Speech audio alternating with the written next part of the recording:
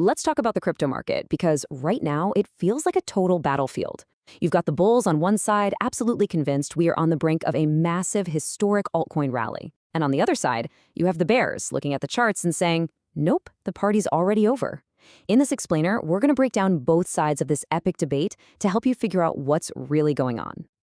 Okay, so here's how we're going to tackle this. First, we're going to dive into the altcoin season mystery, why so many people feel like they're being left behind. Then we'll build the bull case piece by piece and look at the data suggesting an explosion is coming. After that, we'll flip the script and look at the bear case, the historical patterns that have people worried. Then we'll get into the huge regulatory wildcard that could change everything. And finally, wrap it all up with what this means for you. All right, let's kick things off with a feeling I'm pretty sure many of you know well. It's that feeling that you're somehow missing the party.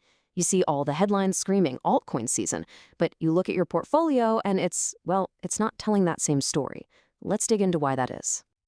It is so frustrating, right? You feel like you're doing everything you're supposed to, but your bags are just stuck in the mud.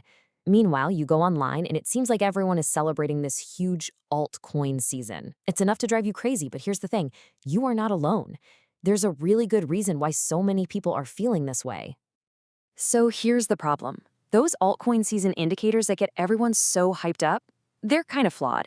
See, they're really only designed to track the top 125 coins. That means they're completely ignoring the thousands of other smaller altcoins that most regular investors are actually holding.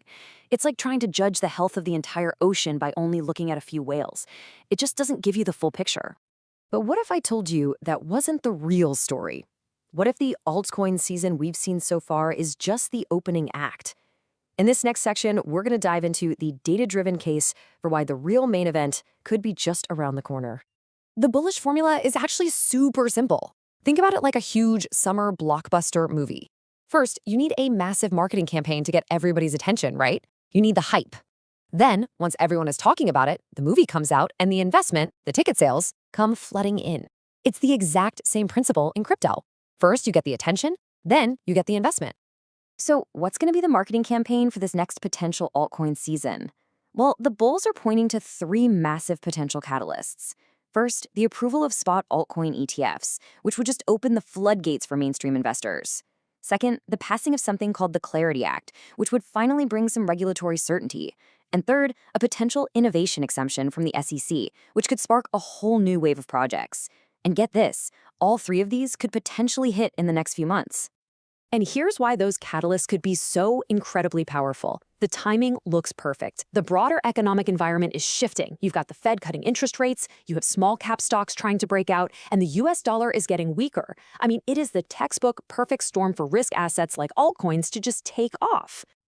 Now this is the number that has every bull on the edge of their seat. 40 to 48%.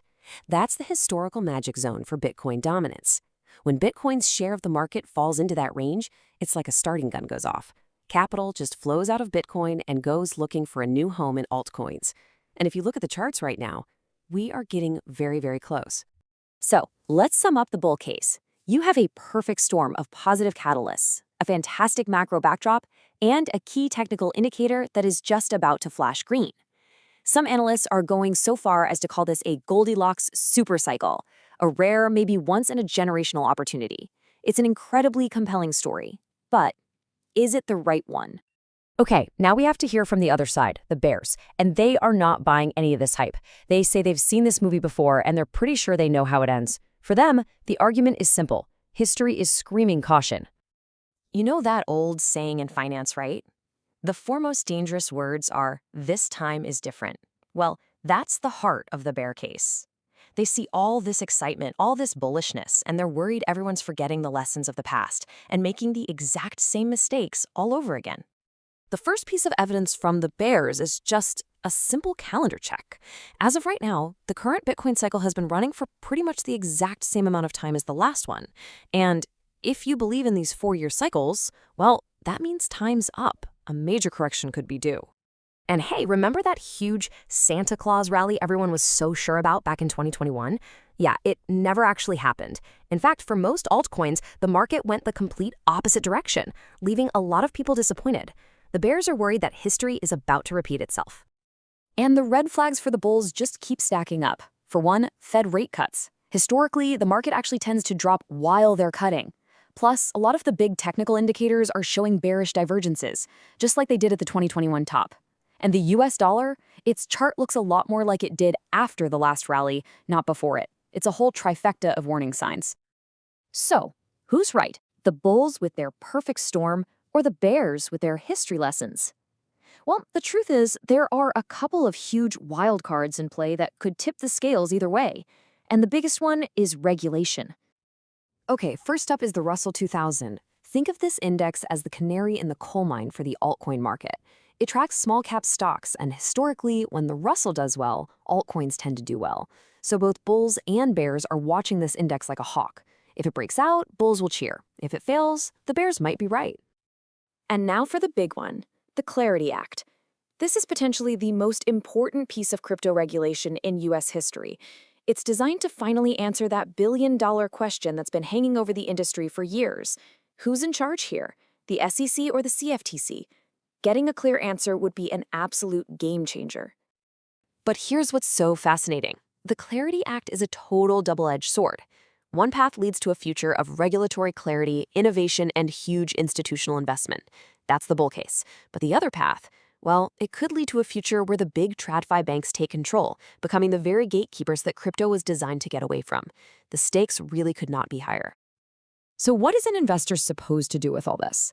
It's a tug of war between two powerful narratives, and it's easy to just feel paralyzed. But I think the key here is to zoom out and start thinking about the bigger picture. The real story here isn't trying to predict the next pump or the next dump. It's about witnessing the maturation of an entire asset class. Think of the crypto market like a teenager going through a massive growth spurt. Yeah, it's awkward, it's volatile, it's unpredictable, but it is packed with potential. This isn't just about quick profits anymore. It's about a financial revolution that's slowly taking shape. And what this means is that the old days of just throwing a dart at a random altcoin and hoping it 100x's, those days are probably over. In this new, more mature market, you have to be more selective. Capital is flowing into fewer, stronger projects. You have to focus on clear narratives, and you absolutely have to understand the macro environment, because crypto doesn't live in a vacuum anymore. And that leaves us with one final, pretty provocative question. As all this institutional money and regulation pours in, is crypto truly maturing into the decentralized future it promised? Or is it slowly being captured by the very systems it's set out to disrupt? The future of this entire space really hangs in the balance. Thanks for watching.